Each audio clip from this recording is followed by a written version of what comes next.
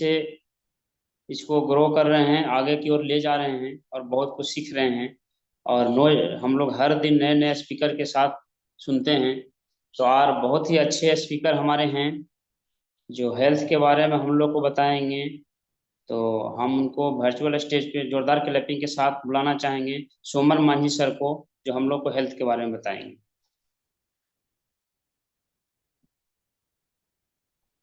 Thank you sir. आवाज आ रही sir? हाँ हाँ। चलिए, आज हम लोग सुनेंगे इस वर्चुअल स्टेज पे। आज हम लोग का 374 एपिसोड है और हम लोग आज सुनेंगे क्षय रोग के संबंध में। जब हम लोग छोटे थे तो पिताजी वगैरह कहा करते थे, जिस जिस घर में क्षय रोग हुआ करता था तो लोग बोलते थे कि ये राजरोग है। यानी बड़े बड़े लोगों के पास ये बीमारी उस समय हुआ करता था, छोटे लोगों के पास नहीं होता था, क्योंकि छोटे लोग मोटा अनाज वगैरह जो खाते थे, इसके वजह से या जो भी कारण रहा हो, जब जिस किसी के घर में भी जिस तरह से अभी हम लोग कैंसर सुनते हैं, जिस घर में कैंसर का यदि हो जाता है तो उनके घर में क्या बीतता होगा वो खुद जानते हैं। उसी तरह का टीबी भी था एक। उसी प्रकार का बीमारी जिसके घर में टीबी हो जाता तो मानो उनका पूरा परिवार ही तहस नहस हो गया। लेकिन हमारे वैज्ञानिकों को धन्यवाद दीजिए कि अब टीबी आम चीज हो गया है। तो टीबी क्या है उसके बारे में हम लोग जानेंगे। तो टीबी एक जीवाणु संक्रमित रोग है जो मुख्य रूप से हमारे फेफड़े को प्रभावित करता है और शरीर के किसी भी अंगों को प्रभावित कर सकता है। बैक्टीरिया आमतौर पर फेफड़ों पर हमला करते हैं, लेकिन किसी भी किसी भी माने बैक्टीरिया किसी भी शरीर के अंग को प्रभावित कर सकता है, जैसे गुर्दा हो गया, रीढ़ हो गया, मस्तिष्क पर हमला कर सकते हैं। टीबी बैक्टीरिया से संक्रमित हर व्यक्ति बीमार नहीं पड़ता है। यानी जिसको टीबी हो गया वो बीमार पड़ता है, ऐसा नहीं है, वो बीमार नहीं पड़ता है। बहुत ऐसे भी हैं। परिणाम स्वरूप टीबी से संबंधित दो स्थितियां मौजूद है, जो एगो गुप्त टीबी जिसको गुप्त टीबी संक्रमण कहते हैं, और ये अव्यक्त तपेदिक जो माने अव्यक्त उसका व्यक्त नहीं होता है, जो बीमार नहीं पड़ता है। और टीबी रोग अगर ठीक से इसका इलाज नहीं किया जाए, इसका नहीं किया जाए तो किसी भी ये बीमारी जानलेवा भी हो सकता है। ये साधारण तो है, पहले लोग माने अब साधारण हो गया है, लेकिन ऐसे ऐसे भी हैं यदि उसका समय पर इसका इलाज नहीं किया जाए तो ये टीबी जानलेवा भी हो सकता है। इसका लक्षण क्या है? खांसी रुक रुक कर आना और खांसी के साथ में खून आना, वजन घटना, रात को पसीना, बुखार और सीने में दर्द और थकान महसूस होना, ये सब शामिल है।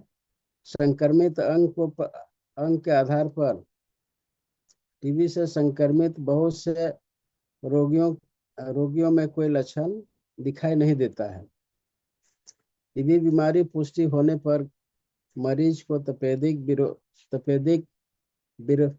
तपेदिक निरोधी चिकित्सा लेना चाहिए, जिससे जिससे कई दवाएं शामिल होती हैं। और इसको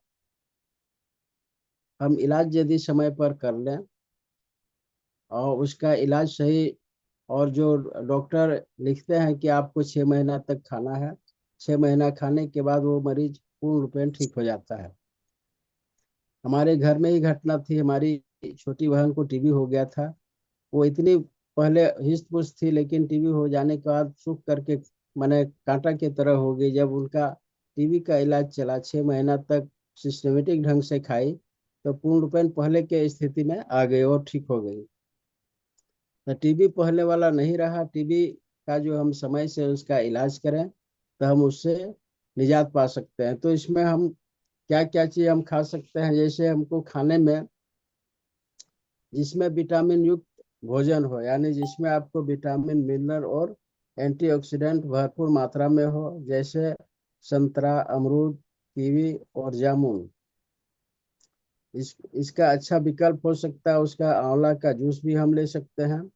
उसके बाद दूध, दही और पनीर यानी दूध से जो उत्पाद है, दूध का जो उत्पाद है उसमें अच्छा मात्रा में उसमें प्रोटीन मिलता है, उसको हम सेवन करें। और विटामिन के साथ साथ हम जिंक भी ले सकते हैं। जिंक ले करके हमारा जो टीबी है उससे हम काबू पा सकते हैं। और दवा है जिसमें इसमें बताया, दवा जो है कि आइसो नियोजिड एम टीबी 450 mg और 350 टेबलेट, ये दोनों जो है कि इसके एंटीऑक्सीडेंट का कॉम्बिनेशन है। इसको खा करके और डॉक्टर जो लिखते हैं इसे खा करके हम अपने टीबी बीमारी को, टीबी बीमारी से हम दूर रह सकते हैं और लोगों को टीबी बीमारी होने से बचा सकते हैं। क्योंकि जो कोलफील्ड एरिया में रहते हैं उनको टीबी और आपको दमा होने का ज़्यादा संभावना रहता है, क्योंकि हमेशा डस्ट में ही रहता है, जाता है और नाक वगैरह में कुछ नहीं लगाता है। यानी मास्क पहले चलन नहीं था, प्रचलन, अब लोग मास्क लगाने लगे हैं। और जो भी हम बाहर निकलते हैं तो बहुत सारे ऐसे गाड़ी से धुआं निकलता है जिसको हम श्वास के माध्यम से लेते हैं, उससे भी हमारे इस बीमारी होने की ज़्यादा संभावना रहता है। खासकर कोलफील्ड एरिया में जो रहते हैं वो ज़्यादा प्रभावित होते हैं। अन्यथा ऐसे बहुत सारे कारण हैं जो टीबी होने का कारण है।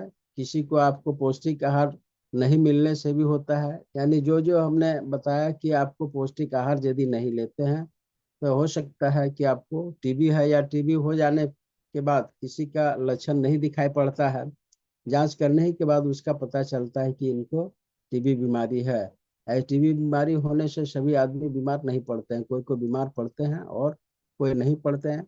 तभी उसका लक्षण दिखाई पड़ता है जब हम डॉक्टर के पास जाते हैं। तो हम समय समय पर अपने शरीर का पूर्ण जांच करावें, कम से कम साल 2 साल में एक बार, ताकि हम अपने अंगों के बारे में जान सके, हमारा कौन कौन सा अंग प्रभावित हो रहा है, तो उसको हम समय रहते हम उसको सुधार सकते हैं। तो ये छोटा सा टीबी के बारे में जो था, जो हमने बताया। और thank you, back to host.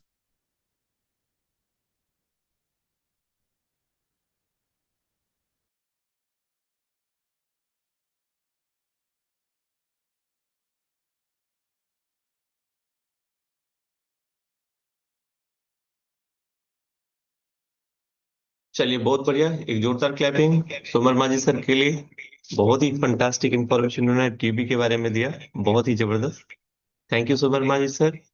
और देखिए कितना अच्छा चीज उन्होंने बताया कि पहले के समय में इसको रईस का रोग माना जाता था, लेकिन अभी के समय में देखिए क्या होता है, राइट। तो हर दिन हम लोग इस तरह से इंफॉर्मेशन ले रहे हैं। तो सबसे पहले जितने भी लोग हैं, अब भी हम लोग 25 आदमी हैं, सब लोग अपने लिए एक बार जोरदार क्लैपिंग करें। आज के सेशन में हम लोगों ने बहुत अच्छा चीज सीखा। और वो लोग एक बार अपने लिए जरूर ताली बजाएं जो वीडियो में है, राइट, क्योंकि वो 100% ले पाए इस सेशन का, राइट। तो बहुत ही बढ़िया। इस संडे के सुबह में हम लोग मिलने जा रहे हैं एक बहुत ही जबरदस्त चीफ गेस्ट से, जो पिछले 4 साल से ब्लड डोनेशन का काम कर रहे हैं, कटिहार से बिलोंग करते हैं। और बहुत जल्दी उनको रांची में उनको इनवाइट किया गया है बहुत बड़े सम्मान के लिए। और बहुत ही जबरदस्त इंसान है। गवर्नमेंट जॉब में दोनों हस्बैंड वाइफ हैं, उसके बाद भी ये इनका पैशन है कि किसी को भी अगर ब्लड की जरूरत हो तो अपना पैसा खर्च करके उनको ब्लड मैनेज करके देते हैं, और वो भी फ्री ऑफ कॉस्ट, बिना किसी चार्जेस के, बिना कोई पैसा लिए। तो बहुत ही मस्त इंसान है। पिछले कई दिनों से, लगभग हम 6 महीने से उनसे समय लेना चाह रहे थे, लेकिन समय नहीं मिल पा रहा था। उनसे आप लोग मिलेंगे तो बहुत ही मजा आएगा, बहुत ही बढ़िया लगेगा। बहुत सारे लोगों की उन्होंने जिंदगी बचाई है, जिनको कोई ब्लड नहीं मिला और लग रहा था कि अगर इसको ब्लड नहीं मिलेगा तो इनकी जान जा सकती है। ऐसे ऐसे लोगों को उन्होंने ब्लड अवेलेबल कराया। बहुत सारा ब्लड ऐसा होता है कि आपका रेयर होता है, बहुत मुश्किल से मिलता है।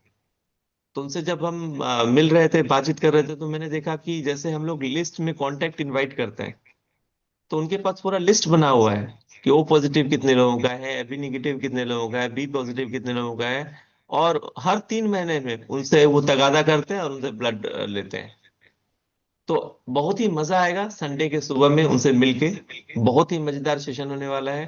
आप और हम सारे लोग ज्यादा से ज्यादा नंबर्स के साथ उस प्रोग्राम में रहें और उनसे हम लोग कुछ ना कुछ सीखेंगे उस दिन। तो चलिए आज के सेशन को यहीं पर हम लोग ओवर करते हैं। मिलते हैं फिर कल सुबह में 375 एपिसोड में। Okay, bye bye everyone.